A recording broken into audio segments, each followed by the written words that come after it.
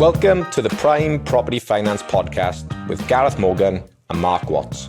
This unique podcast will dive deep into all areas of property investing finance, going behind the scenes with property professionals, investors and clients. Between us, we have 35 plus years experience in property finance. The podcast has been launched to share knowledge, mindset requirements and experiences of successful investors and professionals.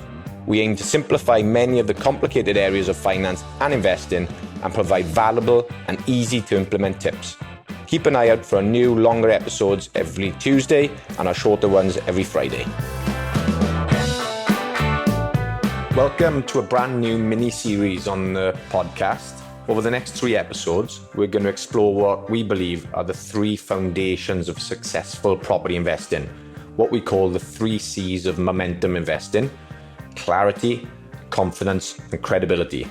Over the years, we've had the privilege of working with hundreds of investors, from first-time buyers taking their first steps into property through to experienced landlords and developers building substantial portfolios. And whilst everyone's journey is different, the investors who build long-term success all seem to have these 3 qualities in common. This series isn't about chasing the latest strategy or finding a shortcut. It's about building the foundations that help make better decisions, create momentum, and continue moving forward, whatever the market is doing. In episode 1, we'll look at clarity, knowing where you're going and why you're investing. In episode 2, we'll explore confidence, how it's built through knowledge, preparation, and taking action.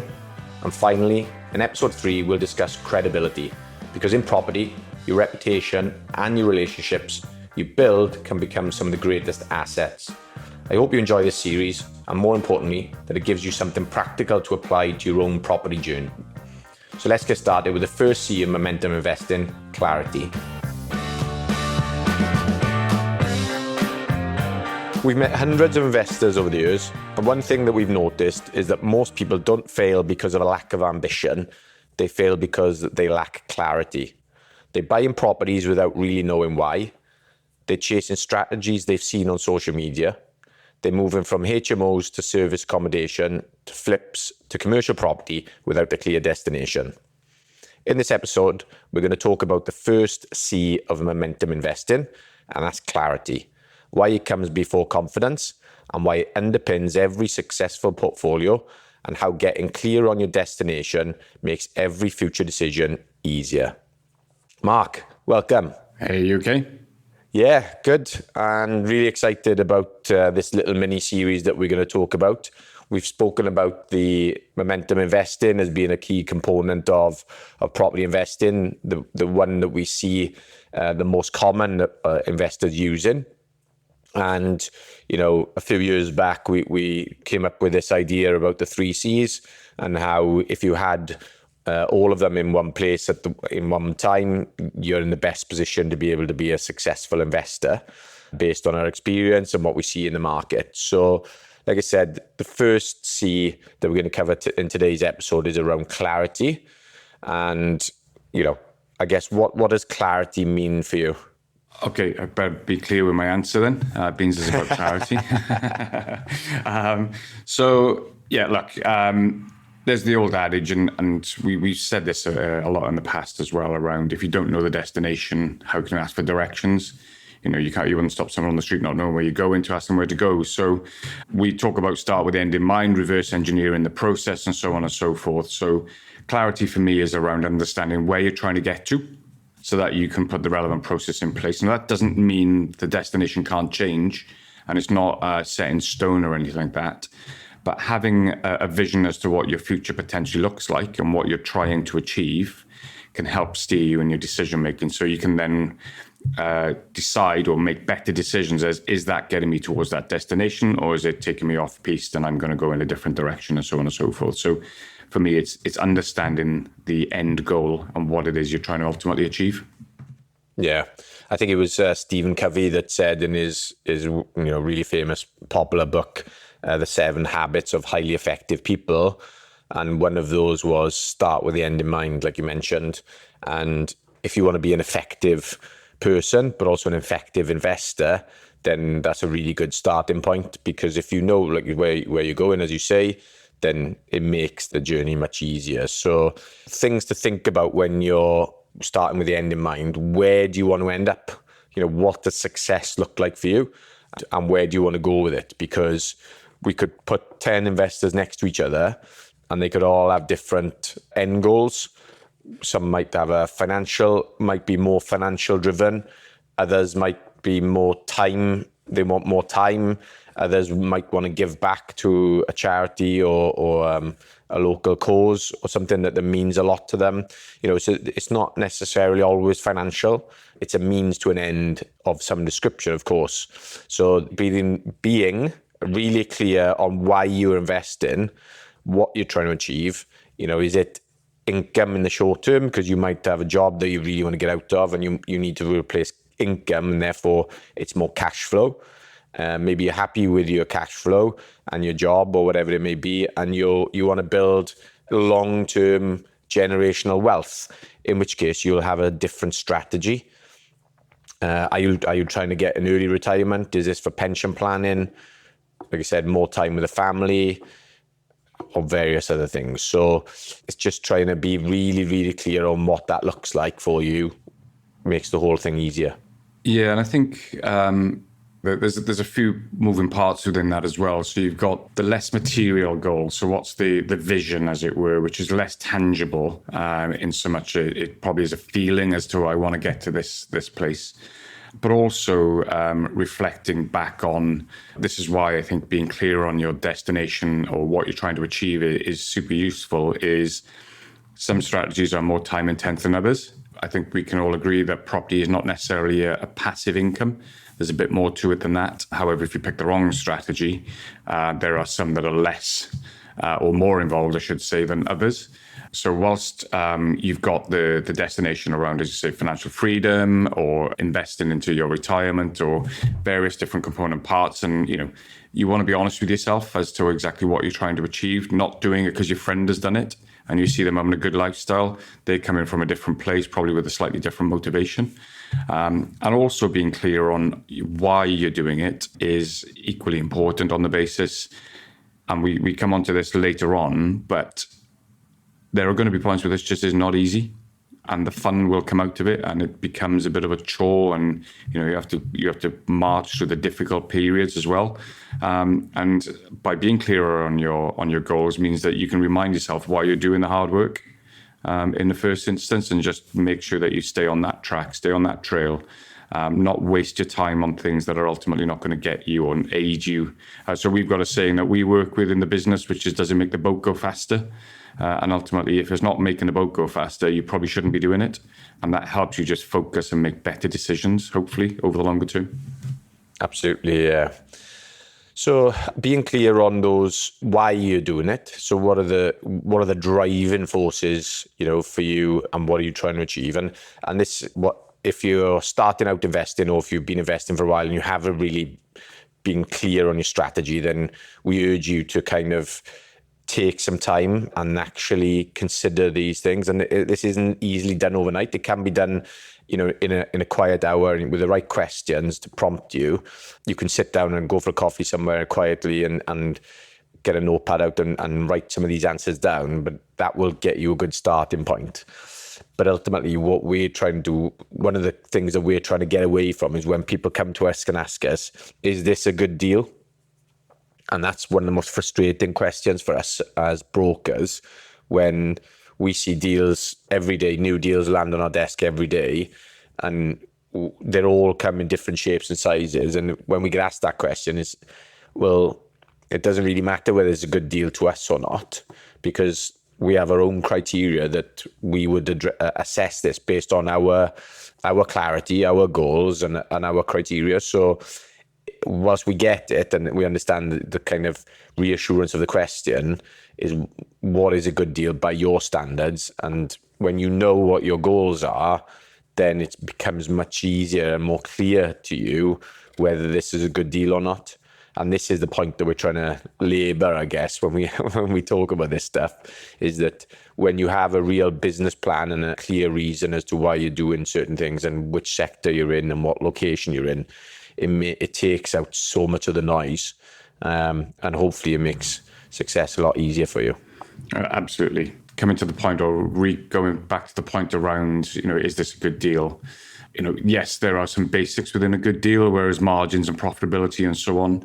However, some people aren't fussed on making money necessarily. It's just a place to park excessive cash, that it does a different job and so on. So, yeah, I agree. One of the most difficult questions we get asked. But I know what people are trying to do. They want us to benchmark their deal against other deals that we see across the desk, and so I do get that. But so a couple of things really, just to surmise that point really, is what are you investing for? Okay, is this an ego-driven thing? Because we've all got egos, they get in the way. And perhaps you want to be this person, this vision of a person, but try and get beyond the ego, try and set that to one side and get down to the actual reasons. So, ultimately there's probably a handful of reasons from a financial metrics perspective that you're pursuing, which is capital growth or cash flow, or a combination of the both. So there's really only three things that you're looking at off the back of that, whether you want to give it away, keep it, or what have you. Those are the three potential outcomes. So taking a step back, realizing what is it that you're trying to achieve. So if you're in a full-time job and you're trying to get yourself some financial freedom, it may be that you're chasing cash flow. So the answer to the question, is this a good deal, would be ignore the capital appreciation element of it and not banking on that, and looking at what's the yield, the net yields or the ROIs and so on. We'll come on to that in a bit. If you are looking to grow long-term future wealth, then you might want to ignore the yield so much and concentrate on value growth over time. And then obviously you've got the BRR, which tries to encompass both, where you've got some capital appreciation. And that's a way to recycle cash into the system. So really, there's only three things in my mind that help you get to the goal that you want to go. And if you keep those at the front of your mind when you're saying, I want X, it's going to be one of those three. And that will help you with the basis of what decisions you want to make on the property transactions. Yeah, I couldn't agree more. So one of the, so the first point in understanding is, so why are you doing this? Because it's not going to be easy, as you mentioned, your intrinsic reasons, what's actually driving you, and then what are you trying to achieve? And then once you've done that and you've got that mapped out, then you need to kind of then define what success is.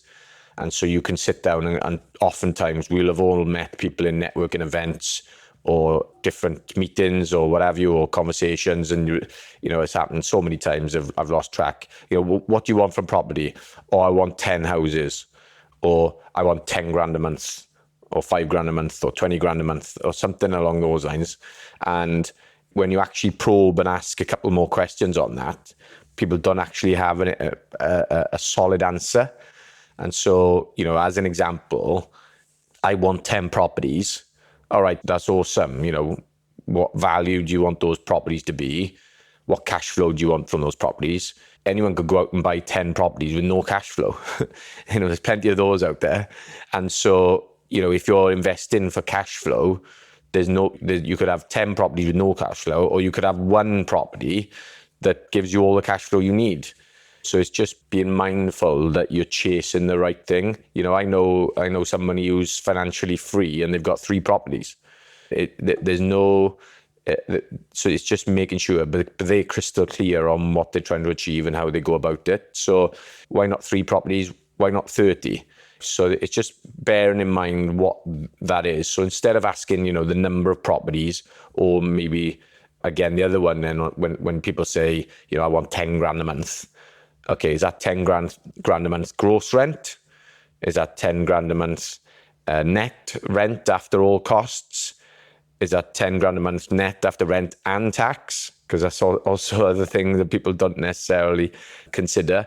So when you look at 10 grand a month in gross rent, probably creates to about 2 grand a month in post mortgage payments, outgoings, tax, and everything else. So those are quite large discrepancies if you push over 10 grand a month. So ask yourself, what are you looking for? Are you looking for a monthly income? What age do you want that income by? How many years down the line? So you give yourself a timeline. Because if you say, I want a 5 grand a month net income next year, that's a very different play to I want 5 grand a month net income by the time I'm 60. And, you got 20-year timeline. again, very different strategies will be born out of this, of asking yourself these questions. And again, then same thing with how much net worth do you want? How much equity do you want in your portfolio? How much time do you want? So if you're trying to get time back because you're working 70 hours a week, how many hours do you need back? So, are you going to replace one business or leave a job, but replace it with a very busy business running 200 SA units, for instance? So again, it's choosing your battles. And the more these little questions you ask yourself about what you actually want and how you want to get there, it just makes the next steps in the process easier. So then when you get to defining success, it starts mapping itself out for you, really. Yeah, absolutely. I think in terms of the time one, which is an interesting one, is it's all well and good saying you want 10 properties. So when somebody says to me they want 10 properties and they don't know the underlying methodology as to what 10 property equates to or brings them in terms of their decision making, not so much that, well, it is a lack of clarity. However, that probably is more to do with perception of you. I want to be seen as a landlord, and ego probably sits in that where somebody just says, I just want 10, then that's probably you're valuing what other people's perception of you are, because there's no underlying rationale for it other than just 10. And it's like this magic number that we get bandied around a lot. The other one then is, as you rightly say, in terms of the time that you've got to deliver the objective that you got, will have a massive impact on how much money you need, how much time you need to be investing in analysing property transactions, how many viewings you need to be doing, and reworking that back. So somebody who wants to get 10 properties in 2 years probably has to be viewing 5 or 10 properties a month, because invariably only one of them will be suitable. You put your offer in, that's not accepted, and so on and so forth. When you break down the numbers backwards, you realize just how much has to go into delivering it in that level of time. And you may not have the time to afford to give to that process. And therefore, you may need to reassess, or rather than go for individual units, multi-unit blocks, HMOs, etc., as to you might need to pursue higher cash flowing opportunities rather than just going for a volume play, so that you can assess these deals based on the time that you've got and so on and so forth. So you can see there very clearly that how your actions differ massively with some of the variables just being dialed up or down. Yeah, absolutely. So that moves us nicely on to the next kind of point in this is, once you've decided on why you're doing this and being clear on your values and what you're trying to achieve, and then you've put some numbers around your goals and defining your success based on how much income you want per month, by what age, what's your timeline, time freedom, etc., then that'll fall into then choosing your strategy. And as you mentioned, is it single buy-to-lets versus HMOs? Is it whatever it may be? So once you know that if you've got a longer term play, then you may not need to chase those higher cash flowing assets, which are possibly take a bit more time from a management perspective and a little bit more. Yeah, it's better income, but it comes with more noise and hassle. Or are you looking for the longer term, quieter, more stable assets, which are lower return, but generally less noise and time input, like it's a straightforward buy-to-let. So, things to consider then are, is it buy-to-let? Is it HMO? Is it serviced accommodation? So those are kind of the long-term hold options. Or are you looking then and getting more involved with refurbs, BRRs, and then so that's buy, refurbish, refinance, which is a really good play in terms of momentum investing and keeping your cash and recycling your cash. But are you going to do that within the commercial space? Are you going to do development, be that light refurb, medium refurbs, or high refurb, or high development stroke ground up development? And then there's more things on, the paper exercise type stuff with title splitting and various things. So again, some people are happy to never have any tenants or guests or whatever it may be. They only want to flip properties. So develop, buy and sell, trade properties for lumps of cash, which are less often, but they haven't got any headaches from a tenant perspective to manage, but they're happy to manage the headaches of contractors and that side of it. So again, there's so many different strategies within property to be clear on what you want out of it. And again, depends on those goals. But as you kind of follow these steps, it'll help you become a lot clearer on what exactly it is you want. Yeah, and let's not forget as well, that will also inform your decisions when it comes to the finance side of things. So, if you're a cash buyer, then there's a decision to be made on that side of the conversation. If you're somebody who's going to rely on mortgages, bridging finance, development finance, whatever it may be. So as an example, 99% of the people we talk with want interest-only mortgages. Okay, so as we all know, interest only means the capital's not getting repaid. At the end of the life of the mortgage, you've got to pay back that money some way, shape, or form. The theory is that the property values would have gone up over time. There'll be enough equity, and so people either sell or they'll hand on to family, and they'll take on the mortgages and so on and so forth.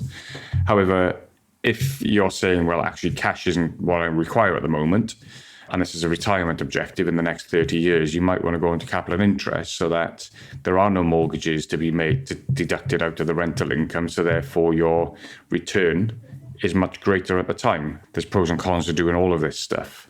But very often we get investors just default into the interest only because that's what they should be doing in terms of everybody else. However, does that actually fit into the overall plan? If you are only doing a retirement and you don't need the cash today, then why would you not pay down some of the capital to reduce your outgoings so you can have more cash in 20 years' time, and so on? So, and the same with bridging as well.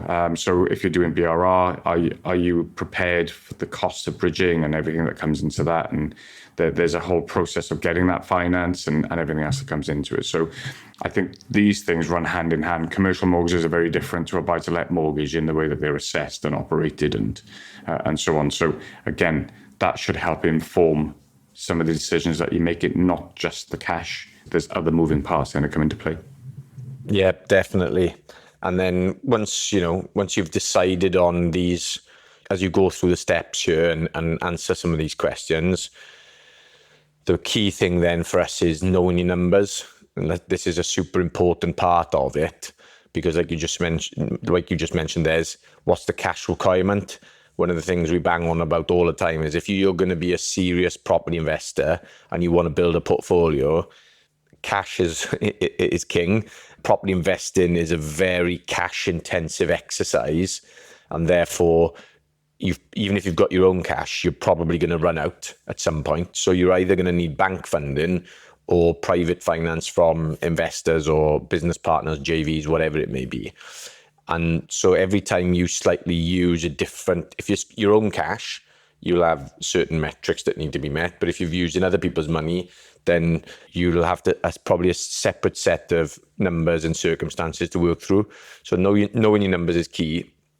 And by being clear on all of these steps above, this will help you understand what deposit requirements you'll need. And then when you're assessing your deals, what kind of ROI is the minimum that you would accept for this to be a good deal, which will answer one of your questions. How much cash flow is this per unit spitting out? So for instance, if you're buying a single buy-to-let, the majority of investors would want to see a minimum of £250 a month positive cash flow from a buy-to-let. Now, if you're looking at a buy-to-let and it's only spitting out a £70 cash flow, then is that a good deal?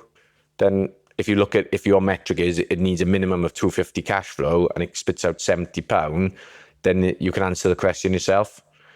If you do a deal and you want all of your money back out and you're prepared to wait sort of 5 years to have all of that seed capital back out, that's a 20% return on cash.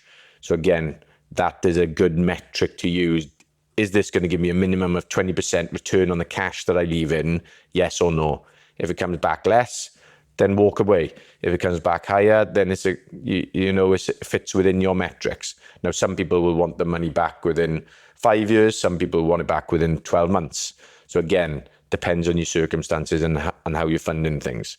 So all of these things, will feed into or if you're making a profit. So if you're not keeping it and you want to make a profit, the metric that most developers use is profit on cost. So what's the percentage of the profit compared to all of the costs that I've incurred, not in the actual money? Because I said to someone the other day, jokingly, it was a bit of a loaded question. I said, I've got a deal that you might be interested in. There's £100,000 profit in it. Is that interesting to you? And he said, oh yeah, I'm interested in that. I said, great. You need to put 2.5 million in to get to make 100,000 profit. And then his face changed then because oh, well, that's a lot of money to put in to make £100,000. And so it's relative, right? So when you put that £100,000 cost profit over the costs incurred, that wouldn't be another metric. So again, there needs to be a minimum profit on cost margin for the deal to make sense. Yeah, no, I totally agree with all that. I think the one thing I'd probably just add to it, some of the listeners might be jumping up and down to say, when we say property is cash intensive, and it is, when you're buying property, obviously there's rent to rents and so on. There are strategies that can get you in to get you positive cash flow with a lower barrier to entry in terms of cash requirements. But ultimately, if you want to build a portfolio, there is going to be a cash element to it, whether it's your money or someone else's money. And if you are going in from a rent-to-rent strategy perspective to get the cash flow and you ultimately want to buy the property, then you're going to have to reinvest that capital in and so on and so forth. So just picking up on that point, because someone's bound to go, he's talking rubbish or whatever. So no, we are aware of that, but we are focusing primarily on the building of the portfolio, not just controlling property through the rent-to-rent strategy, which is a thing. The one thing I would probably push back on is the no money down ever deals. There's low limits to what you need to put into it, but I would argue there's no such thing as an absolutely no money down deal. But these are all things, and again, it speaks back to I was going to say choose your poison. That's probably the wrong phrase, but choose your hard. None of them are easy. And once you know the goal and you commit to just committing to the process is something else that you need to make sure you do as well. Yeah. Okay. So as we kind of come to the end of the sort of clarity section, what are the clear positives that the clarity brings? Yeah. So good question. I think we're all guilty of it. It's the shiny penny syndrome. Stop running off chasing deals because the numbers look attractive. And it's this conversion from commercial to 21 flats you're going to make £1 million on and all this sort of stuff. If that isn't in line with your actual objective, then I'm not saying stay away from it, but just think twice about the energy and time you're going to spend in a deal of that nature. That might be bang up your street, in which case perfect. You might not want to be looking at the single lets that somebody comes across and goes, my mate's trying to get rid of his because he's just had enough. And he's prepared to sell at 20,000 under market value. Well, if the 21 flats is your bag, then you probably don't want to waste your time on the 20,000 under market value thing that's going to spit out 250 quid a month. So the shiny penny syndrome is something I think that it can help eliminate. Won't get rid of it altogether. We all have shiny pennies, but it'll help you just reassess your decision making. That all speaks to the random purchases I just mentioned. So avoiding just going and spontaneously agreeing to something. Again, does that fit in line with the objective? And again, we speak to what is a good deal. Once you understand the clarity, then your results are more consistent. So you'll know what you're pitching and what a good deal is and isn't for you. So you avoid that inconsistent result. So one property is only performing at a 3% net yield and the other one's doing an 8% net yield. And that shows inconsistency and perhaps, jumping from property type to property type. So just bear that in mind. Helps focus the mind and keeps you on the track really to get to the destination. As I say, the destination can change and invariably it will, but at least having a point means that you can set a bench for yourself, and you maybe 3 years into your journey learned about other strategies that weren't available to you at the time because you were perhaps a new investor, and subsequently realize, I can do this, this, and this. Doesn't mean you can't change trajectory or change the goal, but having a goal and having clarity means that you can make better choices to get you there. Yeah. And one of a good way to consider whether you've got clarity or not is to create an elevator pitch. So for those who don't know what an elevator pitch is, imagine you were stuck in a lift, obviously in America, because it would be an elevator then, with Warren Buffett or someone like that, and you're stuck and you've got this opportunity to go from the first to the 44th floor with Warren Buffett in the lift, and you wanted some money to build your property portfolio, and you thought, well, let me pitch him to lend you some money. And so if you can't articulate in 30 seconds, 60 seconds about what it is you do, then you probably haven't got enough clarity. So something like, I'm Gareth, I invest in blocks of flats or semi-commercial properties within 30 minutes to 60 minutes of Swansea and South Wales, with a minimum of 4 to 6 units. And I know what my criteria was within that minimum cash flow per unit, but that's not necessarily for that pitch. If you know any blocks available around that area, then I'd be welcome to have a chat. So then if you're able to do that, every time you go networking or you speak to people, and they come across a block of apartments or semi-commercial properties in and around Swansea, they're going to think of you. Whereas if you just say, I'm an investor, I buy anything, they'll never kind of think of you because you haven't got that reticular activating system working for you, the shiny red car. So yeah, helps if you can be clear on what you're trying to achieve. It just makes the whole process so much easier. So, go through those exercises, the questions, ask yourself those questions that we mentioned. And as you go through that, it'll make life a lot easier for you. So that's pretty much wrapping up this episode. Anything else to finish on from your side, Mark? No, I just emphasize reconfirm what you said. If you don't know what you do yourself, then how can you tell other people? It's a big thing that, you should be telling people what you're doing. It opens doors to opportunities and so on. But if you don't know yourself, then it's really hard to communicate that to someone else. So yeah, clarity is the first step of the process. Great. Thank you, Mark. I'll see you in the next episode. See you shortly. Thank you so much for listening to our podcast. We hope you have learned something and have some tips to take away. We'd be very grateful if you enjoyed the show. You could give us a review and share with anyone that you know that may be interested. And of course, subscribe to the show so you can get notified when a new episode is released. If you'd like us to answer any questions or go deeper on a specific topic, please drop us a message at primeproperty.finance. See you on the next episode.